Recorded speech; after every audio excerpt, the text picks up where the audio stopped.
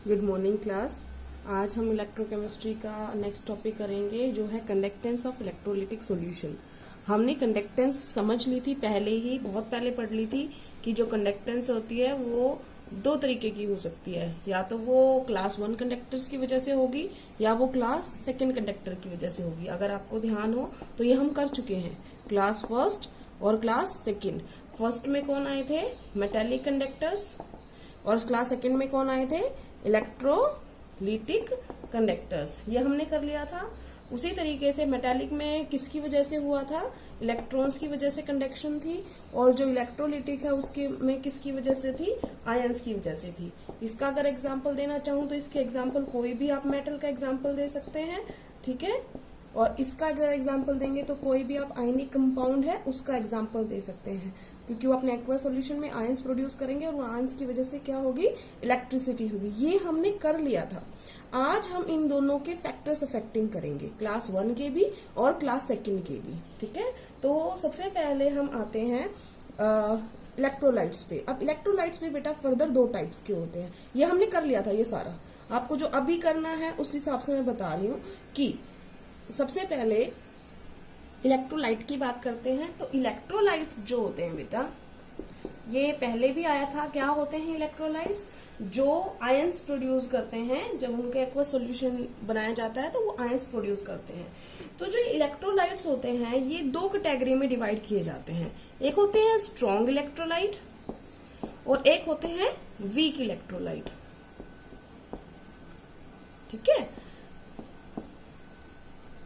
Strong electrolyte वो होते हैं जो कंप्लीटली आयनाइज हो जाते हैं और मतलब वो अपने 100% जितने आयंस हैं उनके वो सारे दे देते हैं। फॉर एग्जांपल स्ट्रॉन्ग का एग्जांपल लिख रही हूं मैं, जैसे NaCl, NaOH, KCl।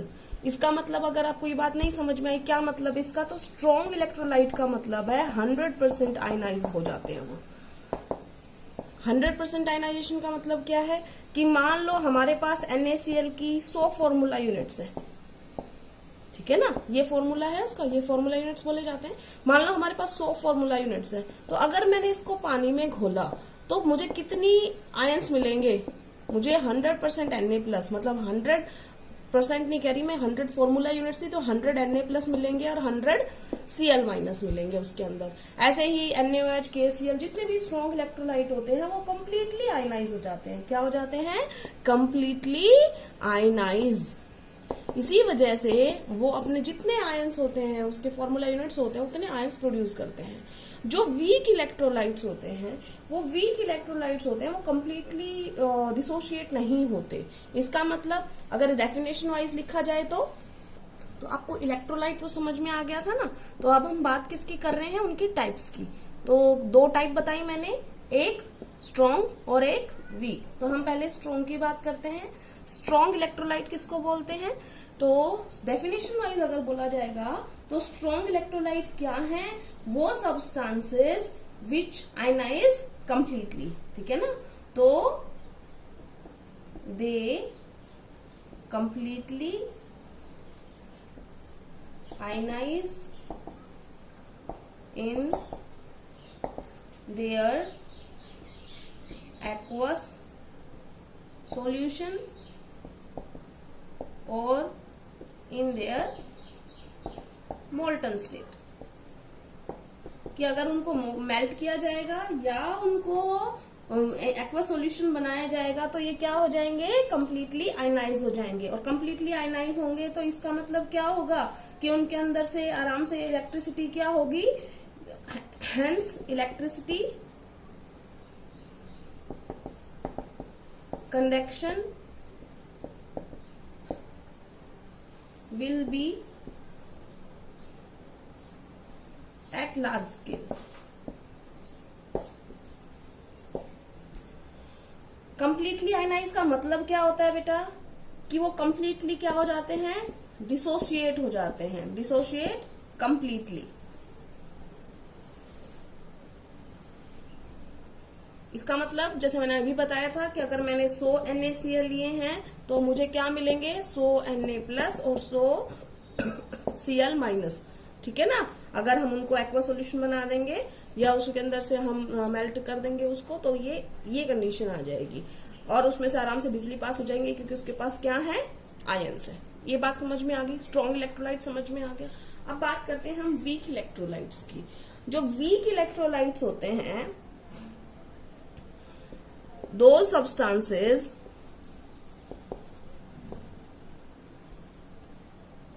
which do not dissociate or ionize, which do not dissociate completely, simple इतना लिख दो, जो कंप्लीटली डिसोशिएट नहीं होते, इसका मतलब इनके अंदर लो डिग्री ऑफ डिसोशिएशन होता है या आयनाइजेशन होता है। इसका मतलब जितने भी वीक एसिड है, जैसे स्ट्रॉन्ग एसिड स्ट्रॉन्ग बेस, तो किसका एग्जांपल हो जाएंगे, स्ट्रॉन्ग इलेक्ट्रोलाइट्स का। जितने भी वीक एसिड वीक बेस हैं वो सारे किसके एग्जांपल आएंगे, इसके। जैसे फॉर एग्जांपल आपने इसका वीक एसिड का एक एग्जांपल हम लिख रहे हैं, तो वीक एसिड का एक एग्जांपल क्या हुआ, CH3COH। क्या नाम है इसका, एसिटिक एसिड। अगर इसका आईयूपीएसी नाम बात करेंगे तो इसका नाम है ethanoic acid. 2 carbon each, single bond एन, और ये ग्रुप होता है तो ओइक एसिड, तो इथेनोइक एसिड। ठीक है।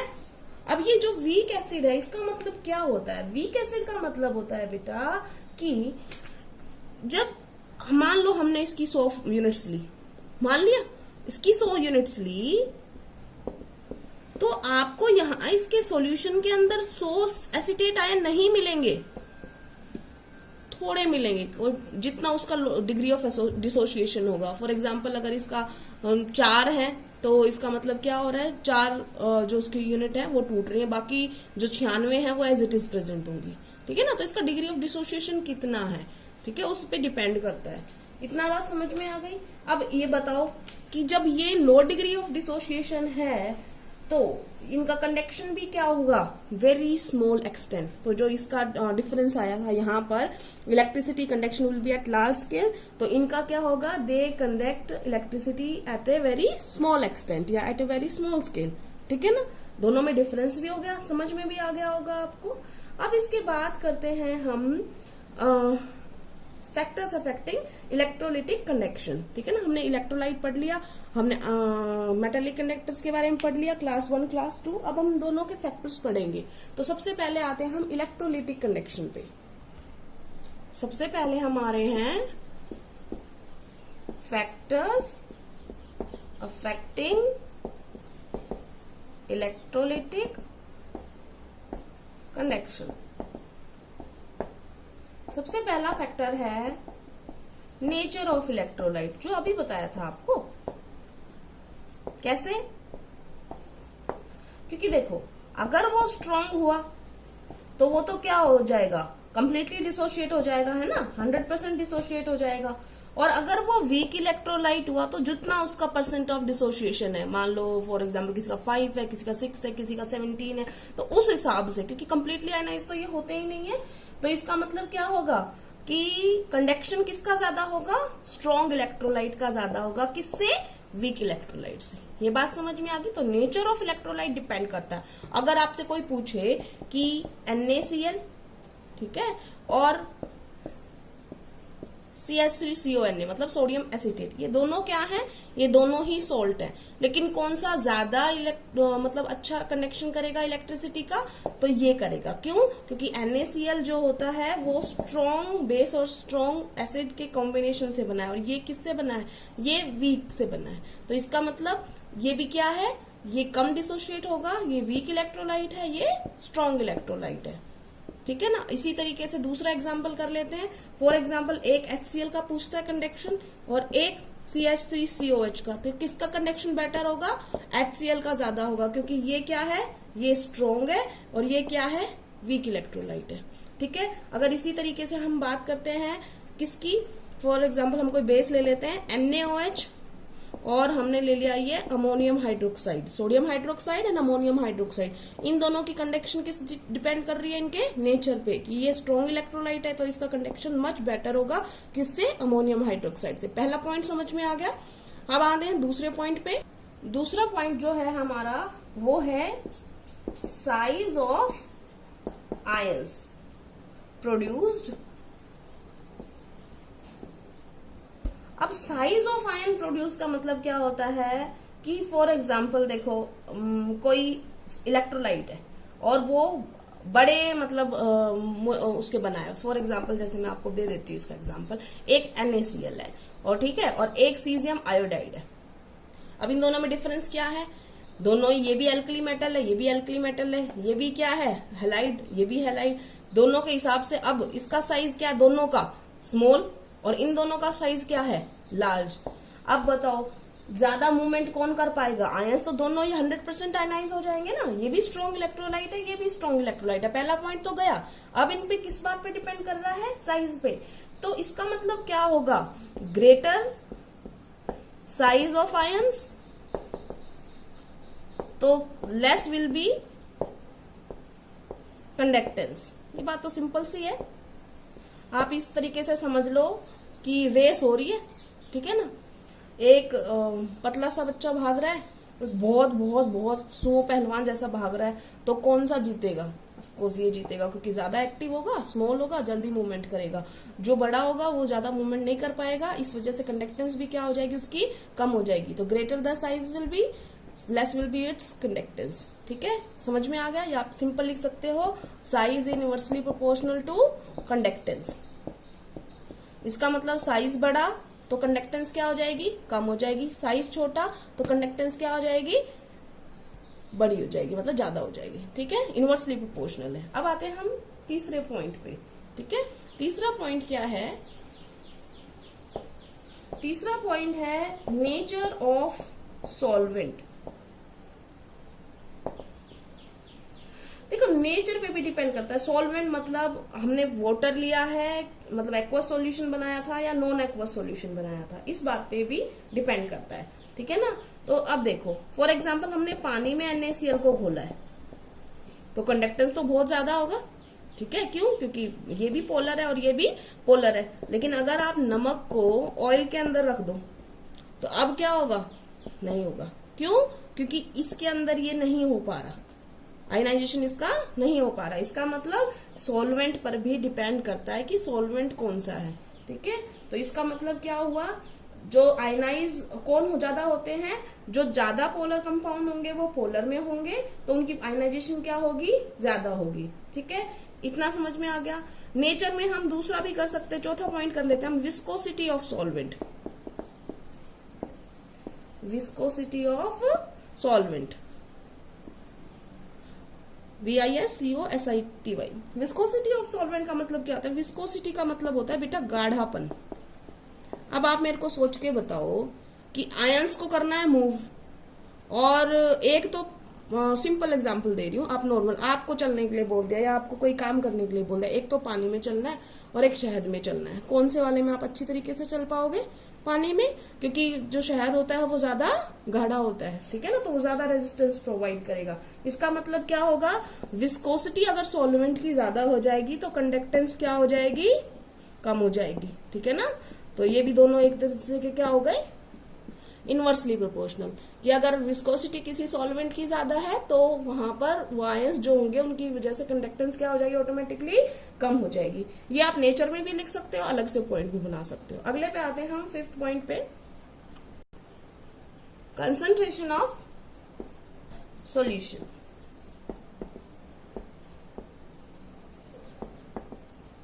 कंसंट्रेशन पे भी डिपेंड करता है। इसका मतलब क्या होगा? देखो सीधी सी बात है, ज्यादा कंसंट्रेशन होगी तो एक तरीके से ज्यादा भीड़ भाड़ होगी, ज्यादा भीड़ भाड़ होगी तो कंडक्टेंस ऑटोमेटिकली क्या हो जाएगी? डिक्रीज हो जाएगी। इसका मतलब देखो, हायर द कंसंट्रेशन,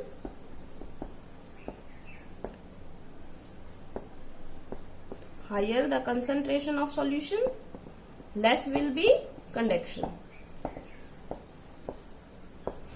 अब इसको समझने की कोशिश करो कैसे। फॉर एग्जाम्पल अगर हम यहाँ पर स्ट्रॉन्ग इलेक्ट्रोलाइट्स की बात कर रहे हैं, ठीक है ना, तो स्ट्रॉन्ग इलेक्ट्रोलाइट्स में मान लो हमने ये सॉल्यूशन लिया, ठीक है, ये मान लो हमारा 2 मोलर था, ठीक है, और फिर हमने एक बड़े बर्तन में इस 2 मोलर को डाला और पानी डाल दिया। अब क्या कर दिया हमने? इसको डाइल्यूट कर दिया। अब ये क्या बन गया? 1 मोलर बन गया। अब आपसे कोई मान लो पूछता है कि किस में कंडक्टेंस ज्यादा होगा, तो एक बात बताओ, पहले आयंस ऐसे थे, ये आयंस ही बता रही हूं मैं, तो आपको बताने के लिए कि क्या प्रॉब्लम हुई है। और अब क्या हो गए हैं,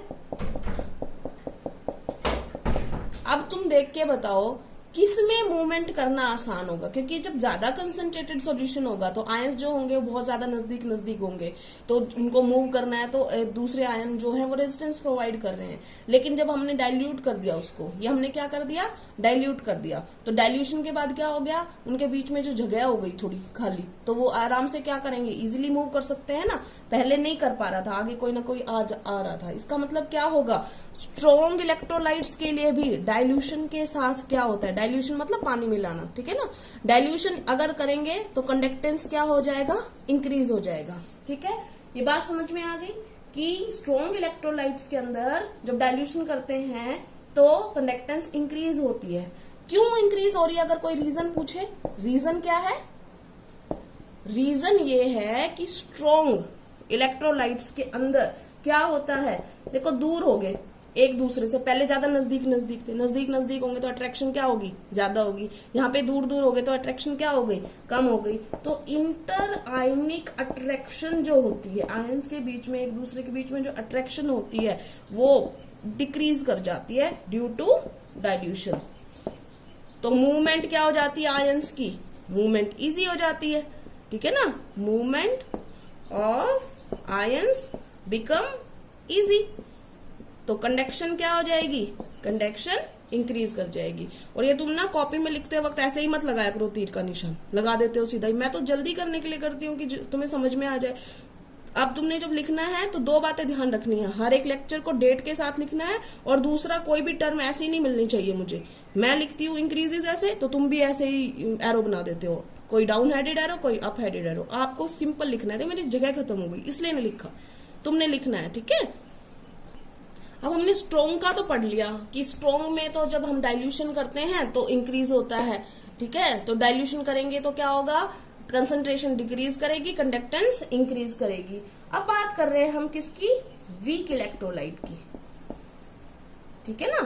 वीक इलेक्ट्रोलाइट के अंदर क्या होता है, उसमें भी डाइल्यूशन से क्या होता है, डाइल्यूशन की वजह से कंडक्टेंस जो होती है वो क्या होती है, इंक्रीज होती है। बट इसका रीजन अलग है, उसका रीजन अलग था, इसका रीजन अलग है। क्यों रीजन अलग है, क्योंकि जो वीक इलेक्ट्रोलाइट होते हैं ना बेटा, उनकी आयनाइजेशन जो होती है, जैसे जैसे आप उनके अंदर पानी डालते जाओगे ना, अब आप आगे पढ़ोगे, अभी नहीं आया है ये, जब आप आगे पढ़ोगे तो उसमें पता चलेगा आपको कि जैसे जैसे वीक इलेक्ट्रोलाइट के अंदर जितना ज्यादा पानी डाला जाता है, उनका जो डिसोसिएशन है वो बढ़ता जाता है।